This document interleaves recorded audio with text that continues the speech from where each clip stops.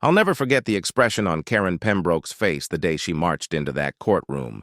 Chin high, hair teased to perfection, and a designer bag swinging like a trophy at her side. She gripped her lawsuit papers as though they were a golden ticket, already picturing the smug speech she'd deliver at the next HOA meeting. In her mind, this was the day. She'd finally put me in my place. The woman who'd made my life a living nightmare for months, was certain this was her big moment. What she didn't know was that I had a little surprise of my own sitting neatly inside my briefcase. Documents that would wipe that victorious grin right off her face. Evidence so ironic, so completely unbelievable, that even I had trouble accepting it when I first found it. Karen Pembroke, self-proclaimed Queen of Maple Grove, president of the HOA and my personal tormentor, had unknowingly built part of her house on my land. But I'm getting ahead of myself. Let's rewind to where it all began. 6 months earlier, when I made the single biggest mistake of my life, moving into her kingdom. The realtor had described it as a rare opportunity in the historic Maple Grove subdivision. The corner lot on Elm Street and 2nd Avenue had been sitting unsold for almost a year. I should have taken that as a warning sign. The price was fair, the commute to work was ideal, and the 1960s ranch-style house needed work, sure, but it had good bones. What could possibly go wrong? I got my answer the very next morning. While I was still unpacking boxes in my living room, I heard a sharp, rapid knock at the door. I opened it to find a woman in her early 50s standing on my porch like a soldier on inspection duty. Pressed khakis, a crisp white button-down embroidered with the HOA logo, clipboard clutched in hand like a weapon. "I'm Karen Pembroke, president of the Maple Grove Homeowners Association," she announced without so much as a hello. "We need to talk about several violations I've already noticed." I hadn't even finished unpacking, and apparently I was already a problem. She listed them off with the efficiency of someone who'd done this 1,000 times. My moving truck had been parked on the street longer than the permitted 2 hours. My lawn was a 1/4 inch above regulation height. And the mailbox, the one that came with the house, was not an approved model. She handed me a neat little stack of violation notices totaling $300 in fines, then flashed a smile so tight it could have cracked glass. "Welcome to the neighborhood," she said before striding away.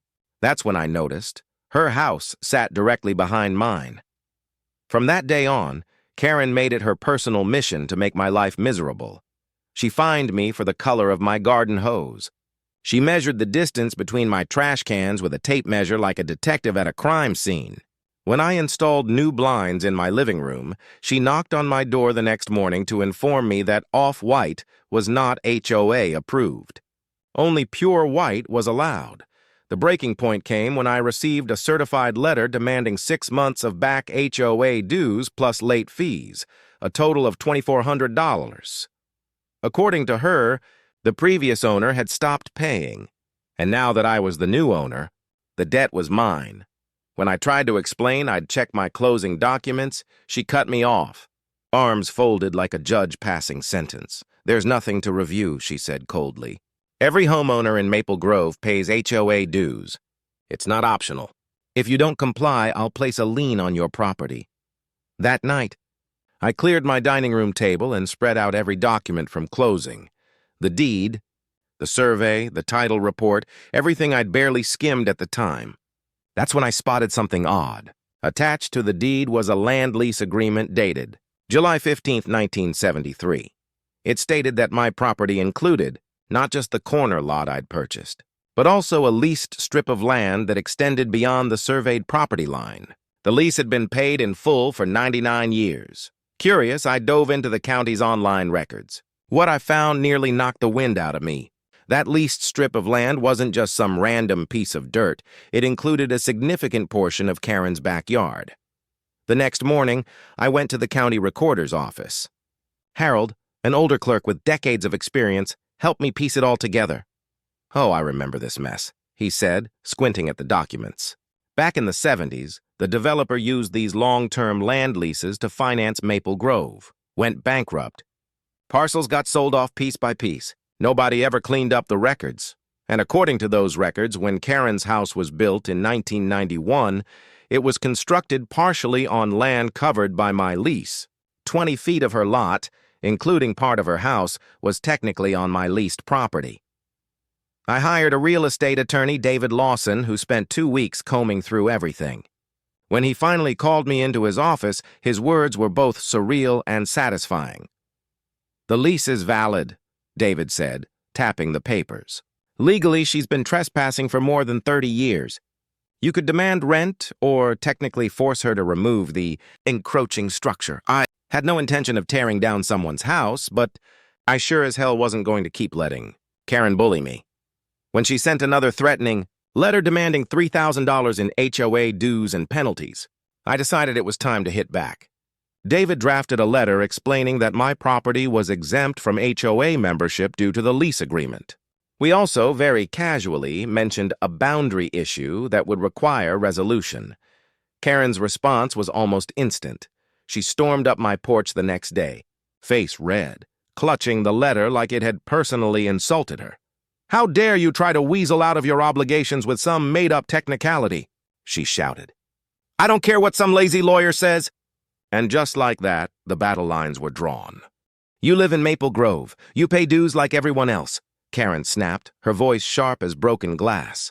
I stayed calm, which only made her angrier.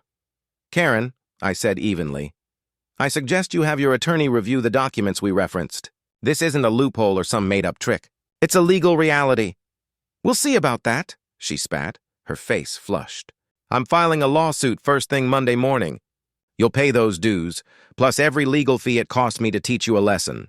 And true to her word, the following week I was served with a lawsuit. Karen was suing me for unpaid HOA dues, late fees, legal costs, and, believe it or not, intentional infliction of emotional distress on the HOA board. She demanded over $10,000. David and I sat down to prepare our response. We agreed not to show all of our cards at once. Our official reply simply restated that my property was exempt from HOA membership and asked for dismissal of all claims. But along with that, we filed a counterclaim, trespassing and unjust enrichment, for the unauthorized use of my leased land.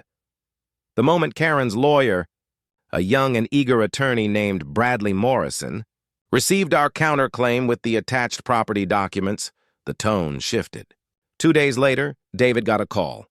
He put it on speaker. "I don't think my client fully understood the situation," Bradley said carefully.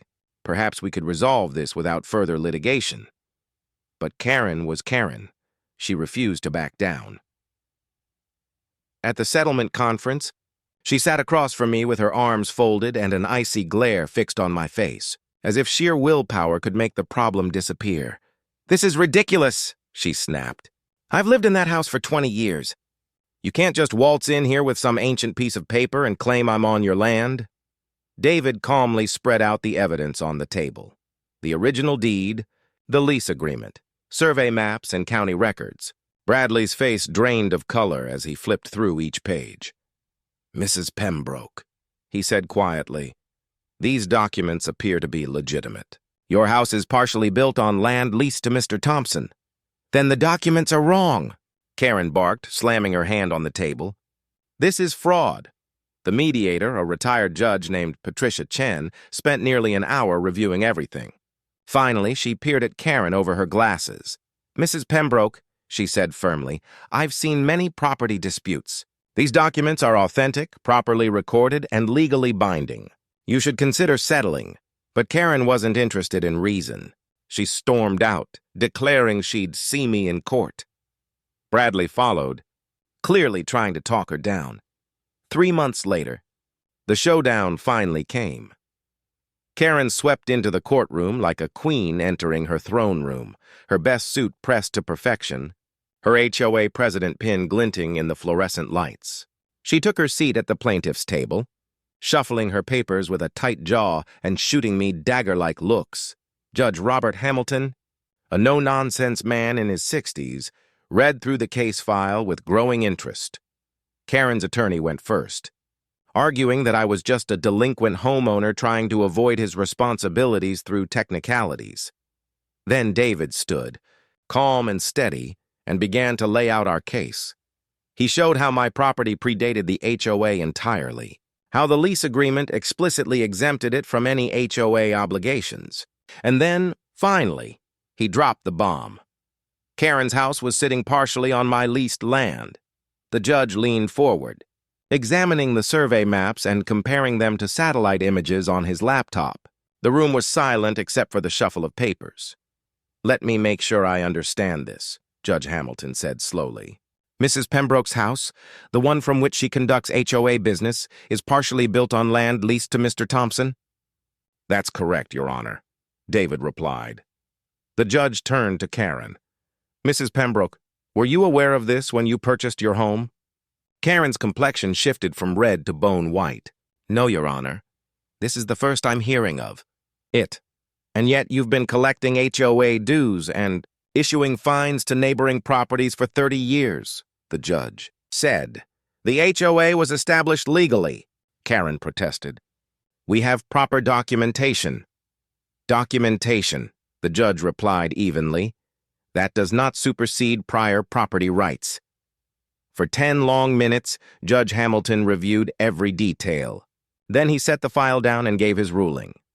"I find in favor of the defendant, Mr. Thompson. His property is clearly exempt from HOA membership based on pre-existing agreements. The plaintiff's claims are dismissed with prejudice." But he wasn't finished. "Furthermore," the judge continued, "regarding the counterclaim, I find that Mrs. Pembroke has indeed been unjustly enriched by the unauthorized use of the defendant's leased land. While I won't order the removal of the structure due to the time elapsed, I am ordering that Mrs. Pembroke pay fair market rent for this land." He calculated the amount based on current land values and square footage. "Mrs. Pembroke, you are ordered to pay Mr. Thompson $18,000 in back rent for the past 3 years, plus $400 per month going forward, with annual adjustments for inflation." Karen shot up from her chair so fast it clattered backward. "This is outrageous," she shouted. "I'm not paying rent for my own property." "It's not your property, Mrs. Pembroke," the judge said sharply. "And I'd suggest you watch your tone in my courtroom. You're fortunate Mr. Thompson isn't seeking to have your house torn down." Then he added one more thing.